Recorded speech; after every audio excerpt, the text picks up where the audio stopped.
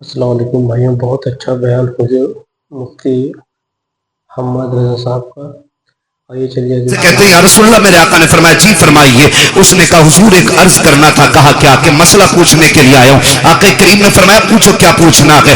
اس نے اپنا سوال کیا اور جواب مل گیا۔ وہ کہتا ہے سرکار اگر کل مجھے آنا پڑا، آپ نہ ملے تو پھر کس سے اپنا سوال حل کروں گا؟ میرے نبی نے فرمایا اگر میں نہ آ سکوں تو میرے ابو بکر سے اپنی ضرورت پوری کر لینا۔ اپنے میرے ابو بکر سے ضرورت پوری کر لینا۔ وہ یسوع کے باہر نکلا ہے، باہر حضرت علی کھڑے تھے۔ پہلے بھی حضرت علی نے بھیجا ہے، پھر حضرت علی کہتے ہیں بتاؤ آقا نے کیا کہا ہے؟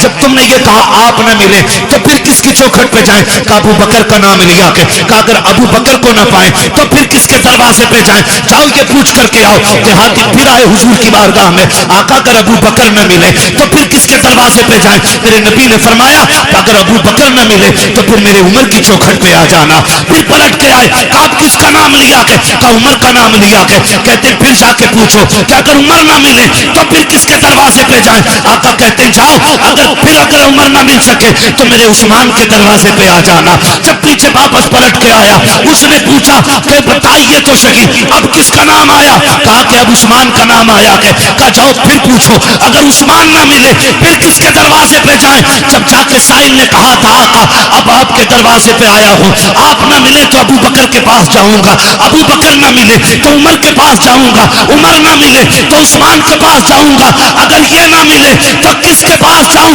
میرے نبی نے مسکرا کے کہا اگر یہ تینوں نہ مل سکے تو پھر اس کے دروازے جانا جو تمہیں بار بار بھیج رہا ہے۔ سبحان اللہ، نعرہ تکبیر، نعرہ رسالت۔ حضرت علامہ مفتی حماد رضا صاحب قبلہ ذکر حسین کانفرنس، مسلک اعلی حضرت، عشق محبت عشق محبت۔ سبحان اللہ۔ ہم اہل سنت ہیں، ہمارا عقیدہ ہے افضل البشر بعد الانبیاء بالتحقیق امیر المؤمنین ابی بکر الصدیق۔ سبحان اللہ۔ اور یہ اعلان ہر جمعے کو مسجد سے کیا جاتا ہے۔ بے شک بے شک۔ کون ہے امت میں سب سے افضل؟ حضرت ابو بکر صدیق۔ کون؟ یہ عقیدہ، یہ علماء اہل سنت جمہور علماء کا یہی عقیدہ ہے، علماء حق کا عقیدہ یہی ہے افضل البشر بعد الانبیاء بالتحقیق امیر المؤمنین ابی بکر الصدیق۔ پہلا نمبر کس کا ہے؟ حضرت ابو بکر جن کا عقیدہ وہی بولیں اور جن کا نہ ہو وہ نکل لیں۔ ہاں، کس کا؟ حضرت ابو بکر صدیق کا۔ دوسرا نمبر سلامت رہیں حضرت خدا کی قسم پہ برسانے والوں قربان جاؤں، یہ ان علماء کی قربانیوں کا نتیجہ ہے کہ جو تقریر مولوی کر رہا ہے اس سے آگے آپ بول رہے ہیں۔ جی جی بے شک۔ ہاں، یہ مدرسے کی دین ہے۔ دوسرا نمبر، تیسرا نمبر عثمان، حضرت عثمان غنی، اور چوتھا نمبر مولا علی۔ مولا حضرت علی کا نام اتنی کمزوری سے پیچھے والوں کو لگ رہا نا کئی دن سے بوٹی نہیں ہے نا، اتنی آواز نہیں نکل رہی۔ علی کا نام اتنا طاقتور ہے، اگر کمزور لے لے تو پہلوان کی کمر توڑ دیتا ہے نا۔ تو ساتھ ہے نا مولا علی۔ یہ چاروں یار حضور کے اور چاروں بے مثال، علی بھی بے مثال، غنی بھی بے مثال، عمر بھی بے مثال، ابو بکر بھی بے مثال ہے۔ ٹھیک ہے نا جی، یہ کلیئر ہو گیا۔ بس یاد رکھیے اگلی بات کہنے لگا ہوں، ہم نے اہل بیت کا ادب حضور کے صحابہ سے سیکھا ہے۔ میں نے بہت بڑی بات کہی ہے، اہل بیت کا ادب ہم نے حضور کے صحابہ سے سیکھا۔ آپ کہیں گے کیسے؟ حضرت ابو بکر صدیق مسجد سے نکلے نماز پڑھا کر کے، امیر المومنین ہے، ساتھ میں مولا علی بھی ہیں، امام حسن بھی دوڑ کے جا رہے ہیں۔ حضرت ابو بکر صدیق نے امام حسن کو اٹھایا، کندھے پہ بیٹھا لیا۔ کسی نے دیکھ کے کہا امیر المومنین ہو خلیفۃ المسلمین ہو، اور بچے کو کندھے پہ لے کے گھوم رہے ہیں۔ فرمایا چپ ہو جا، تو نہیں جانتا میں نے بٹھایا کسے ہے، میں نے اس شہزادے کو حضور کے کندھے پہ بیٹھے دیکھا ہے۔ وہ کندھے پہ بٹھاتے پھرتے رہے۔ میں اگر کئی باتیں بتاؤں بڑا وقت لگے گا، بس اتنا سمجھ لیں یہ حضرت ابو بکر کا پیار ہے۔ حضرت عمر کا پیار دیکھیں، بتا دوں حضرت عمر کا پیار دیکھیں۔ حضرت عمر کے شہزادے راستے سے گزر کے جا رہے ہیں، علی کے دونوں شہزادے کھڑے تھے، کوئی کام تھا، آواز دے کے کہا عمر کے بیٹے ہمارے نوکر کے بیٹے ذرا بات سن کے جا. جیسے اتنی بات کہی ہے نا تو حضرت عمر کے بیٹے تو آ گئے کیونکہ شہزادوں نے بلایا تھا. جی کیا بات ہے؟ بات کہی اور کہا ٹھیک ہے. وہ چلے گئے. گھر آ کے کہنے لگے ابا جی. کہا کیا؟ کہا علی کے بیٹوں نے ہمیں اپنے نوکر کا بیٹا کہہ کے آواز دیا ہے. حضرت عمر کہتے ہیں لکھوا لائے گا؟ کہا جی. کیوں نہیں لکھوا کے لاؤں گا؟ کہا جلدی کر لکھوا کے لا. بیٹا توڑ کر کے آیا. بیٹے نے سوچا شاید ابا کو لکھ کے جا کے دکھاؤں گا امیر المومنین نے انصاف کے ساتھ پھر حساب لیا جائے گا. کہا لکھ دو گے؟ شہزادے وہیں پہ تھے. کہا کیا؟ کہا جو ابھی کہا تھا. کیا کہا تھا؟ کہ ہم تمہارے نوکر کے بیٹے. فرمانے لگے ہم علی کے بیٹے. جو کہنا جانتے ہیں وہ کر کے دکھانا جانتے ہیں.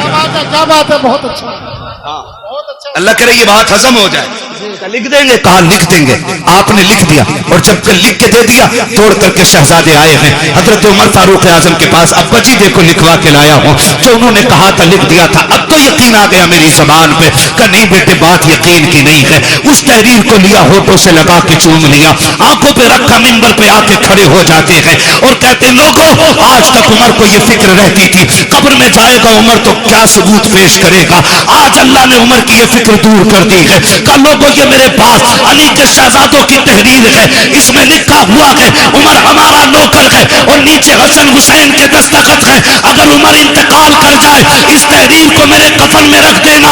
امیر المومنین کس لیے؟ کہا جب فرشتے آئیں گے پوچھیں گے کس کی نوکری کر کے آیا ہے. اگر یہ کہیں گے ما کنت تقول فی حق هذا الرجل ان کے بارے میں کیا کہتا تھا؟ عمر پرچہ نکال کے کہے گا ان کے بارے میں پوچھ رہے ہو. عمر تو وہ ہے جو ان کے بیٹوں کی نوکری کر کے مدینے سے چل کے آ رہا. نعرہ تکبیر، نعرہ رسالت، ذکر حسین کانفرنس، سرزمین پیپل سانا، حضرت علامہ مفتی حماد رضا صاحب قبلہ. سبحان اللہ، ماشاء اللہ. خیریت ہے؟ کیا بات. خدا سلامت رکھے. ذرا کہتے ہیں حسین. تھکے نہیں ہے نا، اور زور سے بولے یا حسین. انہوں نے کتنا پیار کیا حضور کے بچوں سے. وہ کتنی محبت کرتے رہے حضور کے بچوں سے. حضور کی رشتے کی کتنی عزت کی ہے. ذرا غور کریں. یہ تو بکواس کرنے والے لوگ نکل آئے. انہوں نے احترام کیا ہے. حضرت عثمان غنی تیسرا نمبر ہے. حضرت عثمان غنی وہ ہیں جن پہ 40 دن پانی بند رہا ہے. کتنے دن؟ کربلا میں کتنے دن رہا؟ 3 دن. اور حضرت عثمان غنی پہ کتنے دن؟ زور سے بولو کتنے دن؟ 40 دن. کوئی آ کے حملہ نہ کر دے. دروازے پہ جانتے ہو رکھوالی کون کر رہا تھا؟ علی کے دونوں شیر کر رہے تھے. مجھے تو حیرت ہوتی ہے لوگوں. حسن حسین کو مولا علی نے کھڑا کر رکھا تھا دروازے پہ. سوچو تو صحیح. جنہیں نبی کندھے پہ بیٹھاتے رہے وہ نبی کے غنی کی چوکٹ پہ کھڑے ہو کر کے حفاظت کر رہے ہیں. چوکٹ پہ کھڑے ہو کے حفاظت کرتے رہے. آپ اندازہ لگائیے جب حضرت عثمان غنی شہید ہوئے اور حضرت علی آئے اور بیٹوں کو آپ نے غصے میں تھپڑ مارا. کہا تمہارے ہوتے ہوئے امیر المومنین شہید کیسے ہو گئے؟ تو آپ نے کہا بابا جی علی کے شیر کھڑے تھے دروازے سے تو کوئی آ ہی سکتا ہی نہیں تھا. پھر کدھر سے آیا؟ کہا کسی اور طرف سے آیا ہوگا. وہ چھت کود کے آئے. ٹھیک ہے نا. اور عثمان غنی وہ ہیں جنہوں نے 40ویں دن جب پانی بھیجا گیا حضرت علی سے پانی مانگا تھا. حضرت علی نے پانی بھیجا تو بلوائیوں نے نا وہ جس برتن میں پانی جا رہا تھا وہ برتن بھی توڑ دیا. پانی کا پانی نہیں جانے دیا. حضرت عثمان غنی نے پھر کھڑکی پہ کھڑے ہو کے کہا تھا علی اب کوئی فکر نہ کرے. اب مجھے پانی کی ضرورت نہیں ہے. میرے حصے کا پانی جنت میں تیار ہے. کہا آپ ایسے کیوں کہہ رہے ہیں؟ تو حضرت عثمان غنی نے کہا میری آنکھ لگی حضور تشریف لائے تھے اور کہا تھا میرے یار عثمان، میرے ذوالنورین، میرے دوست فکر نہ کر. آج سحری مدینے میں کر، افطار جنت میں ہونی ہے. سبحان اللہ. اللہ اکبر. وہ دسو جن کو جنت کا مزدہ ملا. بھائی عثمان غنی وہ ہیں جن کو حضور نے 3 مرتبہ جنت کی بشارت عطا فرمائی ہے. سبحان اللہ. 3 مرتبہ جنت کی بشارت عطا فرمائی. ان کے دروازے پہ علی کے بیٹے پہرے دیتے رہ گئے. مجھے تو حیرت ہوتی ہے لوگ بات کرتے. اور ایک بات اور کہہ دوں ضمناً یہ کہہ دینا چاہتا ہوں خدا را حضور کے کسی صحابی کے خلاف تمہیں بولنے کا کوئی حق نہیں. کسی صحابی کے خلاف. یہ جو لوگ بکواس کرتے ہیں امیر معاویہ کو کیا مانتے ہو, حق پہ ہیں کہ نہیں ہے؟ سن بھائی, حق اور شر کا فیصلہ تو یہ خدا کرے گا. ہمارا عقیدہ یہ ہے کہ خدا کے فضل سے حضور کا ہر صحابی جنتی ہے. بے شک, سبحان اللہ. بولو ہر صحابی نبی جنتی جنتی. یہ نعرہ لگنا چاہیے, ہر صحابی نبی جنتی جنتی. ہر صحابی نبی جنتی. جنتی جنتی. اور ایک سیدھی سی بات ہے, حضرت علی نے حضرت امیر معاویہ سے کیا کیا؟ سمجھوتا. اس لیے ہمارا بھی بولو ہمارا بھی سمجھوتا. حسین نے یزید سے کیا کی؟ بولو بھائی, بولو زور سے. اس لیے یزیدیوں سے ہماری بھی جنگ ہے. ٹھیک ہے نا. اب وہ کتنا پیار کرتے ہیں. حضرت عمر وہ گئے جن کی وجہ سے دین 22 لاکھ مربع میل تک پھیلا تھا. توجہ ہے نا. حضرت عمر کون ہے؟ جن کے ذریعے اسلام 22 لاکھ مربع میل پر پھیلا. اور حضرت امیر معاویہ وہ گئے جن کے ذریعے اسلام 64 لاکھ مربع میل پر پھیلا ہے. ان کی قربانیوں کو بھی نظر انداز نہیں کیا جا سکتا. امیر معاویہ وہ گئے جن کے لیے حضور جھولی پھیلا کے دعائیں کرتے رہے.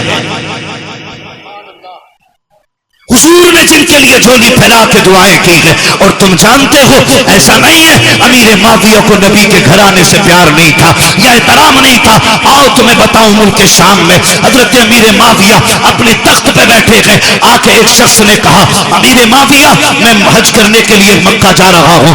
آپ نے کہا تھا اچھا پھر تو وہاں سے مدینے بھی جاؤ گے؟ کہا جی. کہا حضور کے روزے پہ بھی جاؤ گے؟ کہا جی جاؤں گا. کہا تھوڑا سا کام میرا بھی کر دینا. کہا حضور آپ کا کون سا کام ہے؟ کہ جب حضور کے روزے پہ حاضری ہو پہلا سلام میرا حضور کے روزے پہ جا کے کہنا. اس کے بعد جب تھوڑا سا پیچھے ہٹو گے وہیں پہ ایک مقام ہے جسے ریاض الجنہ کہا جاتا ہے. کہا جی ہے وہ مقام. کہا جب اس مقام پہ پہنچو گے وہاں ایک نوجوان بیٹھا ہوگا, اس کے سامنے پہلے 2 زانوں بیٹھنا, پھر جا کے سلام کہنا, پھر اس سے عرض کرنا کہ میرے لیے دعائیں مغفرت کرے, اور اس سے کہہ دینا کہ وہ یہ دعا کرے اللہ میرا خاتمہ ایمان پہ فرمائے. اس شخص نے کہا تھا بتائیے امیر معاویہ وہ کون خوش نصیب نوجوان ہے جس سے آپ دعا کی درخواست کر رہے ہیں؟ تب حضرت امیر معاویہ کی آنکھ میں آنسو آئے تھے اور کہا تھا خبردار اس نوجوان کے بارے میں پوچھنا چاہتا ہے, تجھے بتانا چاہتا ہوں وہ جو ریاض الجنہ میں بیٹھا ملے گا وہ کوئی اور نہیں بلکہ فاطمہ کا لاڈلا علی کا شہزادہ حسین ہوگا. کہا کہ اس سے آپ کے لیے دعا کی درخواست کروں. وہ تو جوان آپ بوڑھے ہیں, آپ بادشاہ ہیں, وہ ایک رعایا میں سے ہے. تم امام حضرت امیر معاویہ نے کہا تھا زبان کو تالا لگا, تم منصب نہ دے